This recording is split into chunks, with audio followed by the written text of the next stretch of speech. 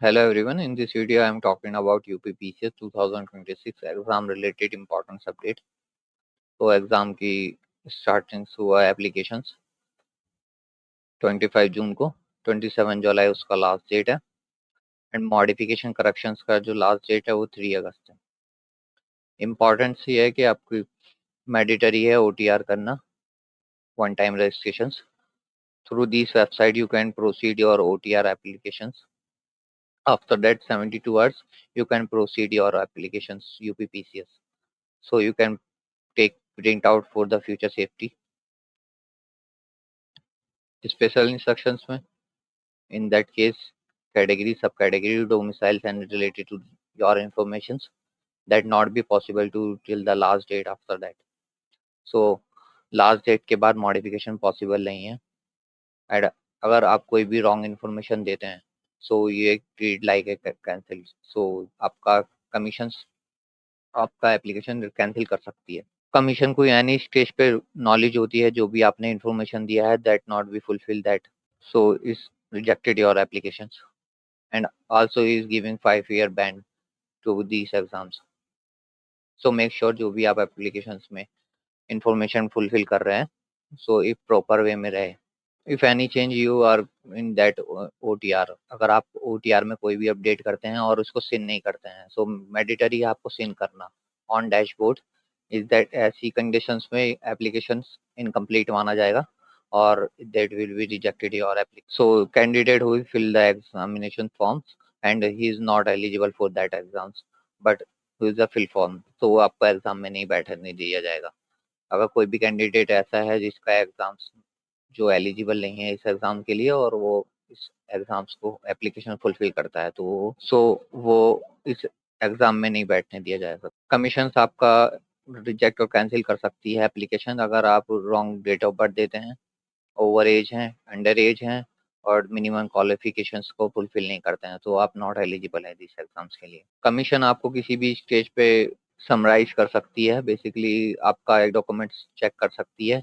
After that pre exams अगर आप not eligible होते हैं इस एग्जाम्स के लिए तो आपका एप्लीकेशन विड्रॉल कर सकते। कुछ सम इम्पोर्टेंट केस में आपको लाइफ टाइम के लिए बैन कर सकती है कमीशन। इन दैट केस में आपके ऊपर कोई क्रिमिनल केस चल रहा है and then you have more than one wife और मोर हस्बैंड, अगर वो जीवित हैं, इस केस में भी आपको कमीशन परमानेंटली बैन कर सकते। आफ्टर दैट प्री एग्जाम्स के बाद कमीशन आपसे सबमिट करने के लिए बोल सकती है आपकी ऑनलाइन हार्ड कॉपी और self attach all of marksheets. So आपको ये सब देना हो मैंडेटरी है, otherwise you will cancel out your exams application form. In that case of DV documents verification के टाइम से जो जो आपको रिक्वायरमेंट्स डॉक्यूमेंट्स है वो आपको मैंडेटरी फुलफिल करना सबमिट करना जरूरी है, otherwise they will cancel out all this your applications. Application fees की बात कर रहे हैं तो आपको 125 रुपीज़ है जर्नल के लिए, EWS के लिए और OBC के लिए। SC ST के लिए अमाउंट 65 रुपीज़ हो जाता है, 25 रुपीज़ है PWD के लिए, एक्स सर्विसमैन के लिए 65 रुपीज़ है।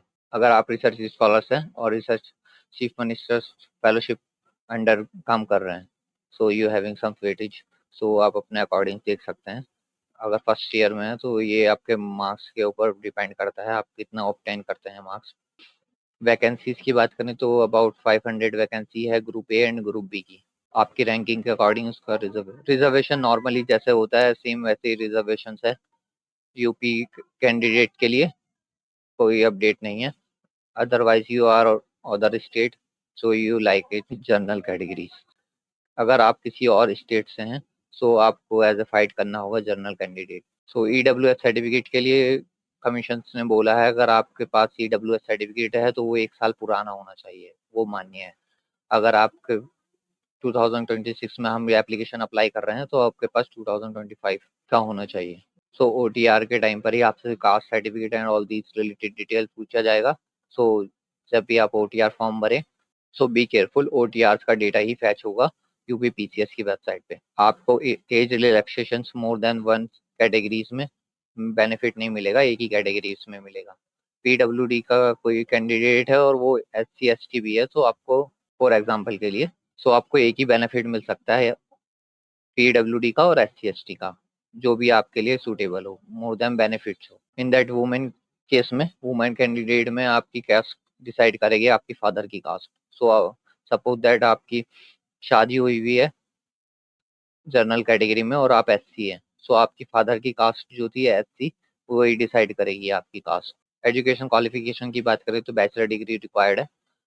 Some candidate who is not eligible for this exams, जिसका अभी तक लास्ट रिजल्ट नहीं आया है सेमेस्टर का, तो आप थर्ड ईयर में है या फोर्थ ईयर में है, कोई लास्ट सेमेस्टर्स में है, अगर आपका रिजल्ट पेंडिंग है, सो आप नॉट एलिजिबल है दिस एग्जाम्स के लिए। लास्ट डेट तक अगर आपका रिजल्ट आ जाता है तो that's you will qualify this exams. Some special post के लिए सम स्पेशल रिक्वायरमेंट्स है, जस्ट लाइक प्रिंसिपल्स के लिए आप पोस्ट ग्रेजुएशन होने चाहिए और BEd की डिग्री होनी चाहिए। एंड देन ये सब इम्पोर्टेंट पोस्ट है। फूड इंस्पेक्टर के लिए आपके पास फूड टेक्नोलॉजी में बैचलर डिग्री होनी चाहिए। Age limit and relaxations, age की लिमिट्स आपकी 21 year must you have older than, and 40 year maximum है जनरल के लिए। और एंड जैसे एज रिलैक्सेशंस मिलता है, एज रिलैक्सेशन सिर्फ यूपी कैंडिडेट के लिए है, अगर आप दूसरे स्टेट से हैं तो आपके लिए कोई एज रिलैक्सेशन नहीं है, आपको एज ए जनरल कैटेगरी इसमें ट्रीट किया जाएगा। इंपॉर्टेंस इंस्ट्रक्शंस फॉर कैंडिडेट, आपका 10 स्कूल्स का सर्टिफिकेट ही आपकी डेट ऑफ बर्थ डिफाइन करेगा, अदरवाइज कोई भी सर्टिफिकेट आपकी डेट ऑफ बर्थ को डिफाइन नहीं करेगा।